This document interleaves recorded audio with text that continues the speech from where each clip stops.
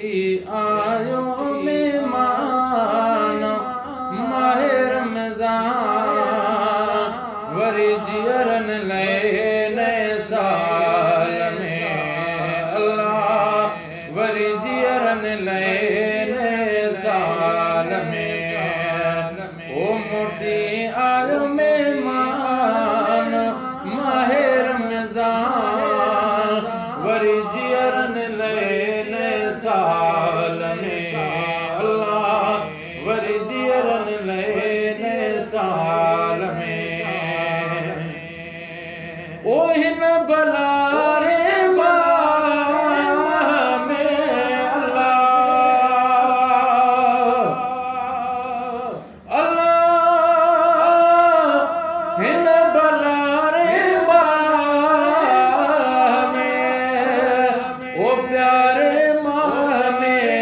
सोने माह में मिठड़े माह में ओ कैद थी वियो शैतान माहे रमज़ान कैद थी वियो शैतान माहे रमज़ान वरी जियरन नए साल में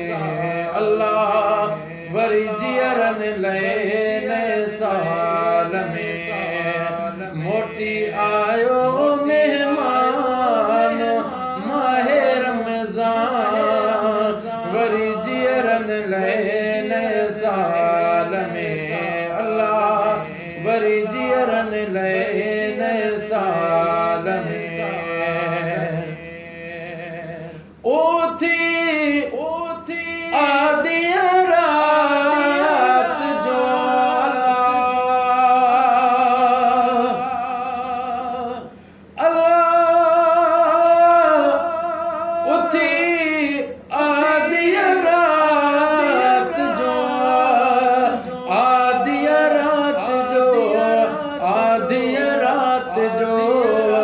आदि रात जो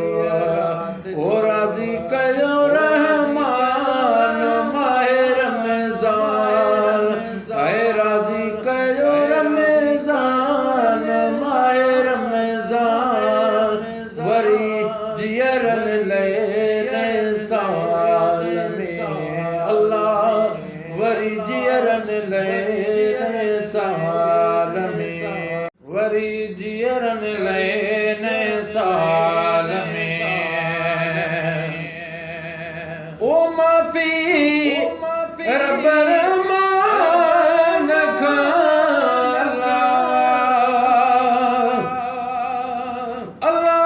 अल्लाह माफ़ी रब रहमान खां मिठड़े रहमान खां सोने रहमान खां प्यारे रहमान खां ओ वठी वठु इंसान माहे रमज़ान वरी जियरन नए साल में अल्लाह वरी जियरन नए साल में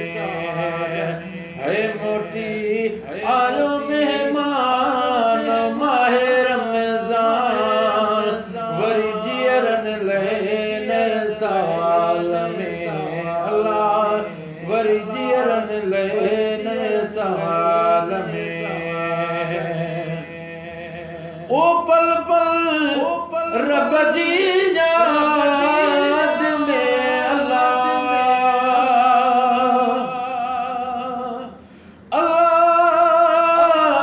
पल पल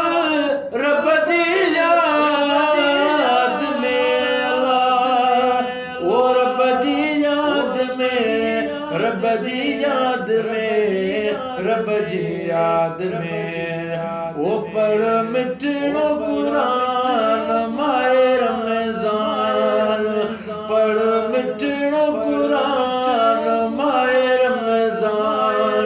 वरी जियरन नए साल में अल्लाह वरी जियरन नए साल में ओ इम्तियाज़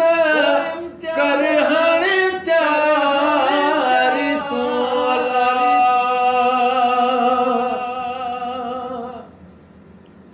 अल्लाह